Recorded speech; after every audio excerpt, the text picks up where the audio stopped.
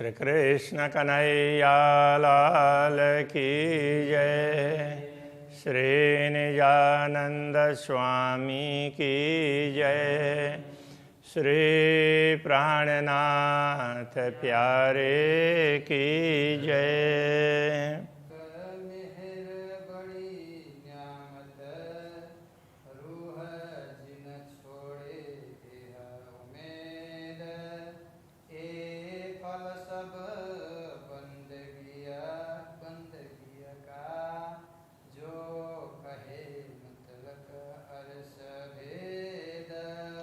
जो कहे मुतलक अर्श भेद।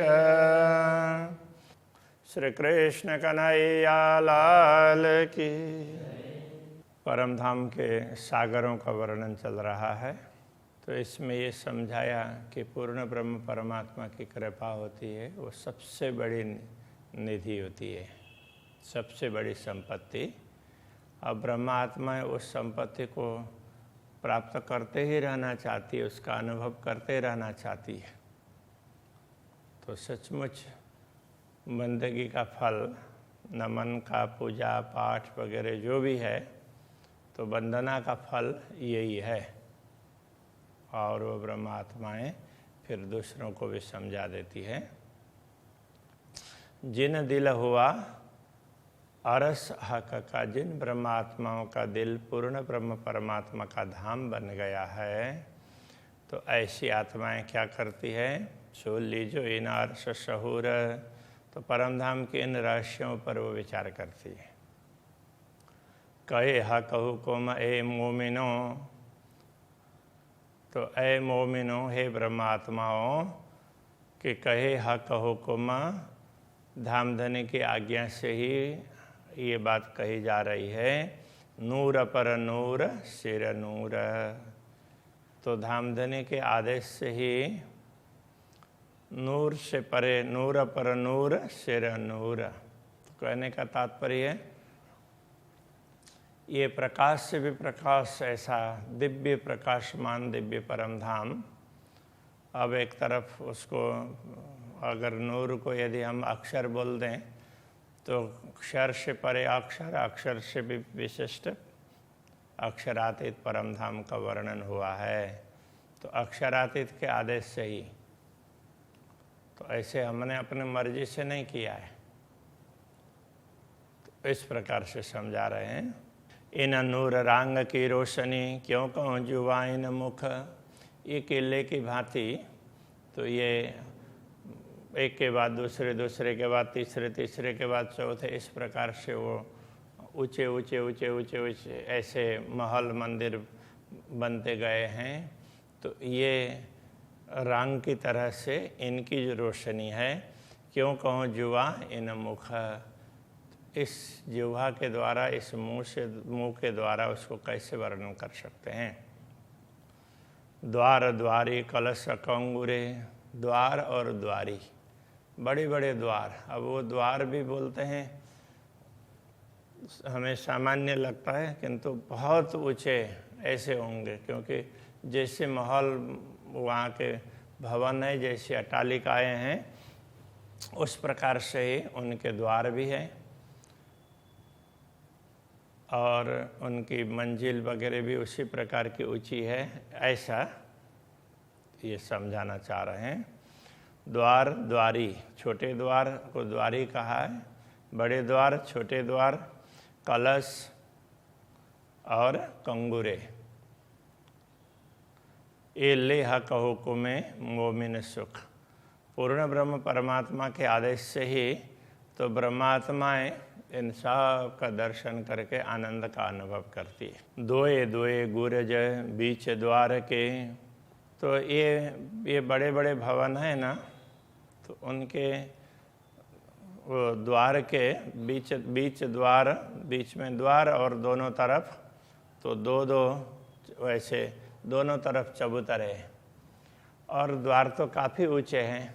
तो अब चबूतरे में फिर चबूतरा भी क्या है कि उसमें भी किनार पर स्तंभ हैं और फिर ऊपर मंजिल है, ऐसे करके उसमें ऊंचे हैं, जैसे रंग भवन का द्वार है। 2 मंजिल ऊंचा है और उसके साथ में द्वार के दोनों तरफ के चबूतरे, द्वार पूरा हो तब तक में 2 चबूतरे आते हैं ना एक तरफ, तो 4 चबूतरे होते हैं। तो इसी प्रकार से यहाँ भी ये कहना चाह रहे हैं, दोए दोए गुरज बीच द्वार के, तो बीच में द्वार और दोनों तरफ तो 2-2 गुरज हैं, तो 2-2 छोटी द्वारी के, तो उनमें फिर छोटे छोटे द्वारी भी है, द्वार छोटे द्वार हैं। तो अब वो किस प्रकार से हैं? छोटे कमान हैं। ए छोटे बड़े मेहराब जो शोभा क्यों कहूँ सिफत ए, तो उनकी शोभा किस प्रकार से बताएं? तो ये छोटे बड़े कमान, तो मुख्य द्वार है तो बड़ा कमान होगा, तो उसके साथ में चबूतरे में तो वहाँ भी स्तंभ है, तो वहाँ भी कमान है। तो इस तरह से ऐसे उसमें शोभा देत देखाई आसमान में, इन सब की शोभा आसमान तक छाई हुई होती है। ऊंची सीढ़ियों नहीं शुमार, जितने ऊंचे भवन है नीचे से वहाँ तक सीढ़ी पहुँची होती है। तो भवनों में सीढ़ियाँ तो होती ही है, तो कितनी ऊंची सीढ़ी होगी दुनिया के हिसाब से, तो कल्पना करेंगे तो लगेगा कि ऐसी सीढ़ी चढ़नी पड़े तो कितना होगा। यहाँ पर वो गिरनार में 10,000 सीढ़ियाँ हैं, तो उसको चढ़ने में कितना मुश्किल कर मानते हैं। ऐसे तो हमने तो कभी वो सीढ़ियाँ देखी भी नहीं है, लेकिन जो लोग जाते हैं तो बड़े मुश्किल से चढ़ते हैं। अब यहाँ तो कितने मंजिल हैं, तो उसमें तो फिर सीढ़ियाँ बहुत हो जाएगी ना। तो इस तरह से ऊंची सीढ़ियों नहीं शुमार, उनका कोई पारावार नहीं है। 4-4 आगों द्वार चबूतरों, द्वार के दोनों तरफ न 4-4 चबूतरे।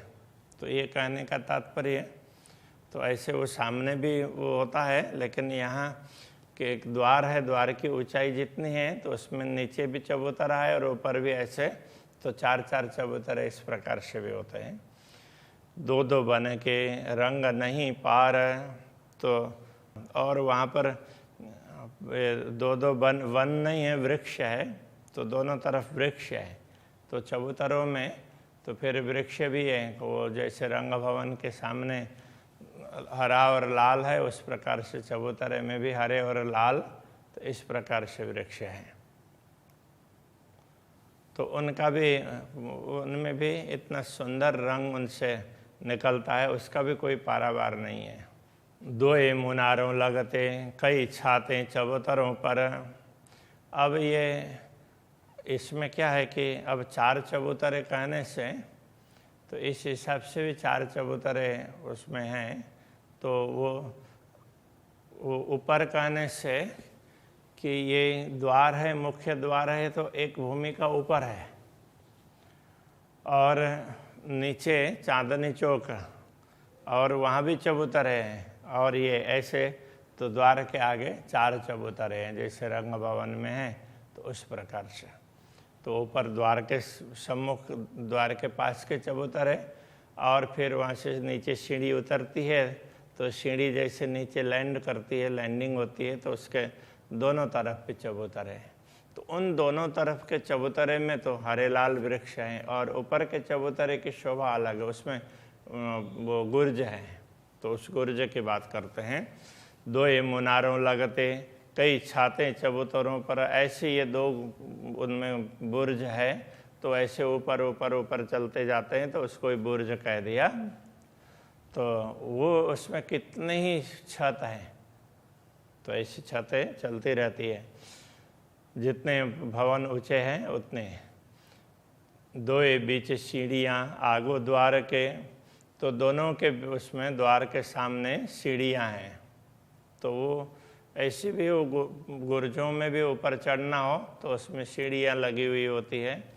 जुआ सिफत पहुँचे क्यों कर, उनका वर्णन जुआ के द्वारा नहीं हो सकता है, तो ये इसलिए थोड़ा सा संकेत में ऐसा है बता दिया। वृक्ष बाग आगों सब चबूतरों, सब चबूतरों के आगे विभिन्न उपवन वगैरह हैं, उनमें विभिन्न प्रकार के वृक्ष हैं। इसलिए कहा कई जुदे जुदे बागों रंग बन। तो बगीचे भी भिन्न भिन्न रंग के दिखाई देंगे और वृक्ष भी भिन्न भिन्न रंग के दिखाई देंगे। इस प्रकार की शोभा है। आगू देत खूबी इन द्वार ने, वन आसमान की रोशन। अब ये वृक्ष हैं तो इन द्वार की शोभा को भी बढ़ाते हैं। द्वार वृक्षों की शोभा बढ़ाते हैं और वृक्ष द्वार की शोभा बढ़ाते हैं। और ये वृक्ष फिर पूरे आसमान को भी प्रकाशित करते हैं। तो इनसे प्रकाश निकलता है तो पूरे आसमान में छा जाता है। सब बागों शोभित रस्ते, कहूँ घट बड़ नाही हार। सब बगीचों में न बीच बीच में मार्ग है, वो कोई छोटे बड़े ऐसे नहीं है और बड़ी शोभा है उसकी। तो उनकी हार पंक्ति तो एक समान है, कोई घट बड़ नहीं है। कई चौक मोहल मंदिर के, कई गली चली बांध किनारा। तो इस प्रकार तो यहाँ के मंदिर माहौल तो इन सब के बीच में अनेक चौक वगैरह हैं। और तो उसमें चौक हैं तो फिर उनके साथ से वो गलियां मार्ग भी निकले हुए होते हैं। तो ऐसे मार्ग हैं जिनका भी कोई पारावार नहीं है। तो कई गली चली बांध किनारे बांध करके कहने का तात्पर्य वो अब किनारे पर तो वृक्ष हैं और ऐसी गलियां ऐसे चलती हैं, ऐसे सीधी बहुत दूर तक पहुंचती है। तो वो एक समान उसके दोनों किनारे तो उसी प्रकार से हैं, उतनी चौड़ाई और वही आगे बहुत दूर तक लंबाई तक ऐसे पहुंचते। उसको किनारा बांध करके ऐसा बोला, जैसे नहर है तो दोनों तरफ बंधा हुआ है ना, तो इस तरह से ये रास्ते के भी दोनों तरफ में वृक्ष वगैरह ऐसे खड़े हैं। तो एक जैसी शोभा है। लाल जीमी नूर लाल बन, शोभित पशु नूर लाल। अच्छा, अब ये रंग की बात करते हैं।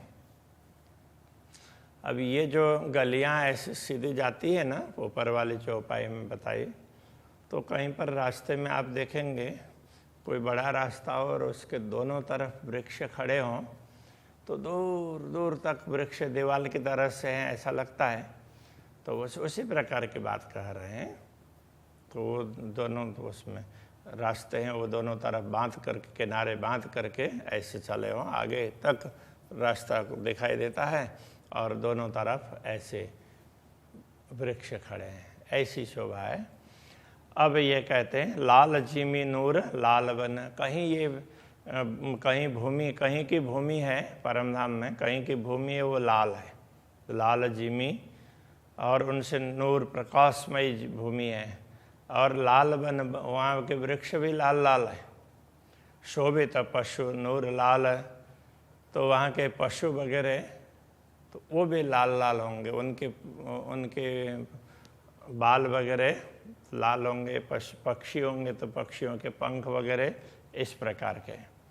लाल जानवर लाल पर, तो जानवर यहाँ पक्षी के लिए कह रहे हैं, तो पक्षी भी लाल हैं और उनके पंख भी लाल हैं। रंग फल फूल सब गुलाल, तो वहाँ के वृक्षों के फल है फूल है तो सब में भी लालिमा है। तो लाल कहने से एक ही लाल ऐसा नहीं है, तो कहीं थोड़ा सा कम है, कहीं गुलाबी टाइप है, ऐसे लाल ही है, किंतु लाल में भी अलग अलग प्रकार की वैरायटी होती है। तो ये लाल कहाँ पर है, तो उसके लिए ऐसा माना गया है कि रंग भवन के दक्षिण दिशा में तो नीर सागर है, तो नीर सागर का रंग सामान्य रूप से वो लाल ऐसा मान देते हैं। तो उसके हिसाब से ये लाल गुलाबी, लाल कहने से यहाँ थोड़ी गुलाबी गुलाबी टाइप ऐसा मानना होगा। तो इस प्रकार की शोभा है। नूर जरद जिमी जानवर, नूर पीले पशु जरद जोत। तो जरद कह रहे हैं थोड़ा सा हल्का सा पीलापन। तो तो उसको वो जरद रंग कह रहे हैं। नूर जरद जीमी जानवर, तो किसी एक दिशा में, तो वो दिशा नैऋत्य दिशा है, तो दक्षिण के आगे वाली दिशा है, तो वो नैऋत्य दिशा। तो उसके लिए ये तो वहाँ पर क्या है कि वो सब में जरद रंग है। जरद का मतलब पीला, पीले, तो उसके लिए नूर पीले, पशु जरद जोता, तो भूमि, वृक्ष और वहाँ के पशु पक्षी, तो ये सब कैसे हैं, तो उसी रंग के हैं, पीले पीले पीले ऐसे लगेंगे।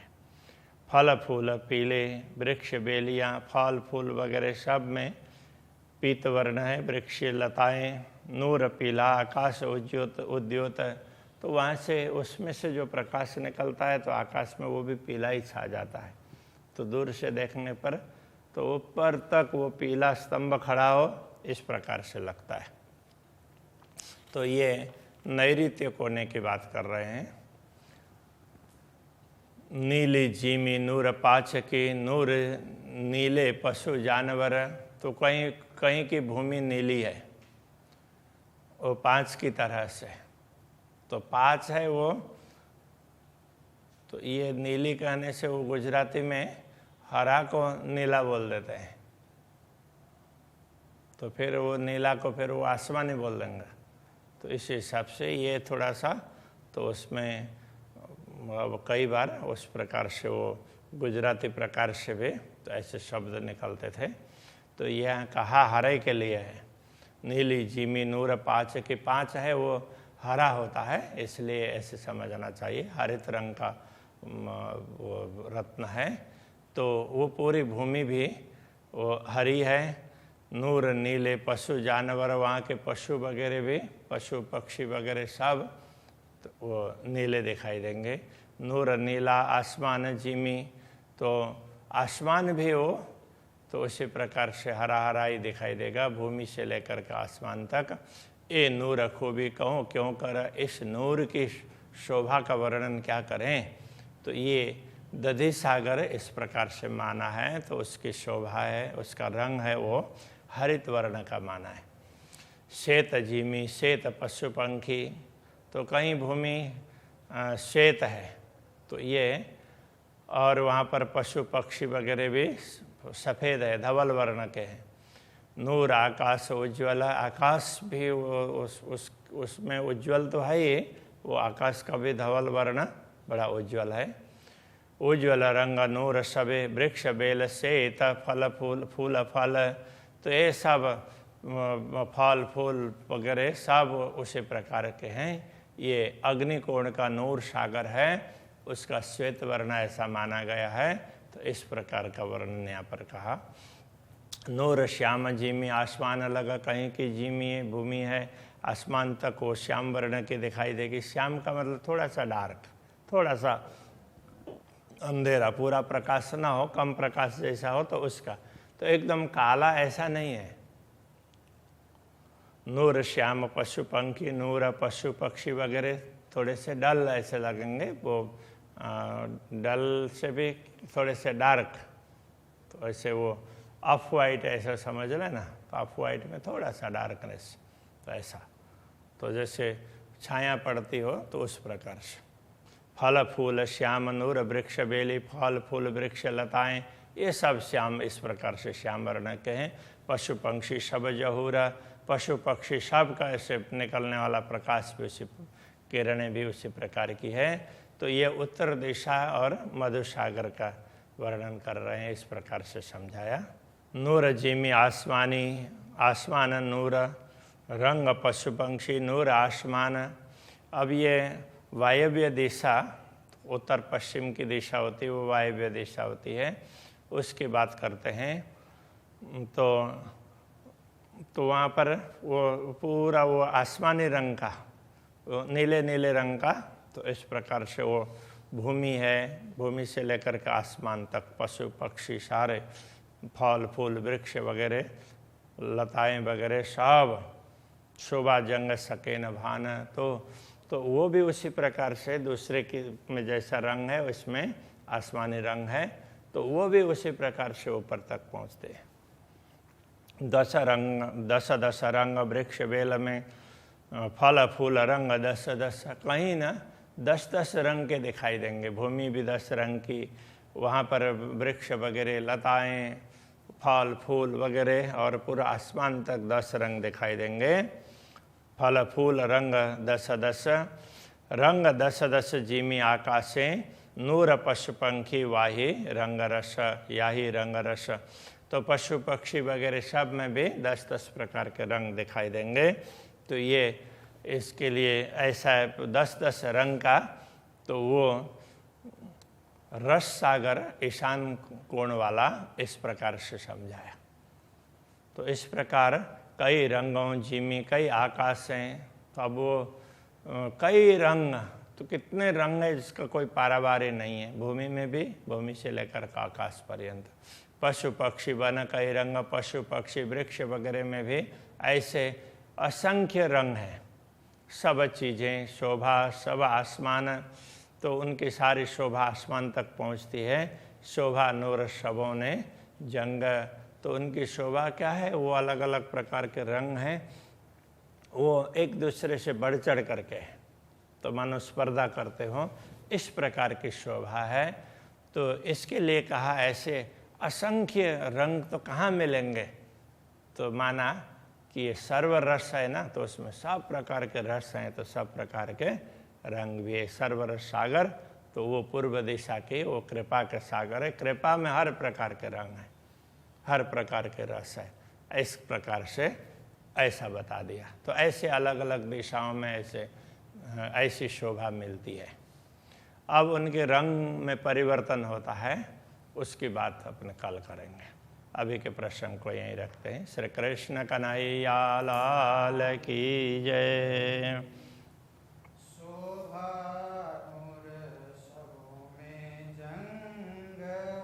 शोभा नूर सबों में जंग,